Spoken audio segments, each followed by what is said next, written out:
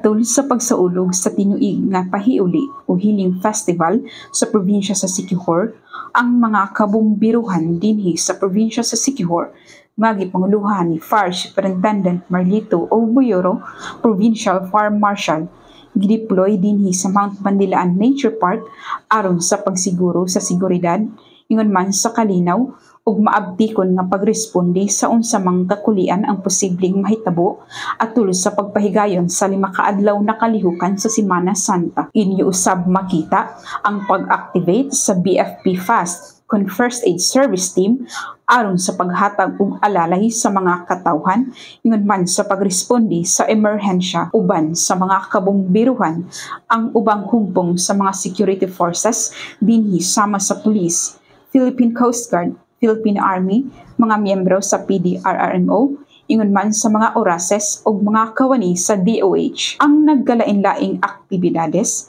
gisugdan karong Marso 27, 2024 pinaagi sa Santos nga Misa o pag-abri sa programa nga gipanguluhan sa Provincial Government of Siquijor ni Salmo Tusab ang mga katawhan gikan sa naggalain-laing bahin sa probinsya ingon man sa mga kasikbit nga lugar niini.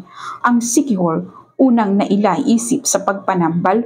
Una kini na ilang katugasan, Isla del Fuego ug Mystic Island. Ang pagpraktis sa pagpanambal nahimong panginahanglanon sa pag-ayo sa mga katawhan kaniadto diri sa isla tungod kay di pa anaa ang ospital ug mga medikasyon ug bisan pa sa pag-uswag sa panahon. Ang pagpraktis sa pagpanambal nagpabilin og gituohan sa gihapon. Paniana, adunay tabo pahiuli pagpresentar sa mga produktong agricultural, lokal na pagkaon o produktong gihimo mismo dinhi sa atong probinsya. Sa katapusang adlaw, diin nakadeploy gihapon ang mga kawani sa Bureau of Fire Protection, gihimo usab ang paglubok o pagpulbos sa mga sangkap pahiuli ug humani ini mao ang pagmasa o pagluto sa mga sangkap pahiuli. Inyong makita ug unsa ka-dedicated ang mga kabombiruhan alang sa seguridad sa mga katawhan. Alang sa BFP TV, madasigon alang sa kaluwasan sa publiko. Kini si Fire Officer 1, Radel S. Sumalpong.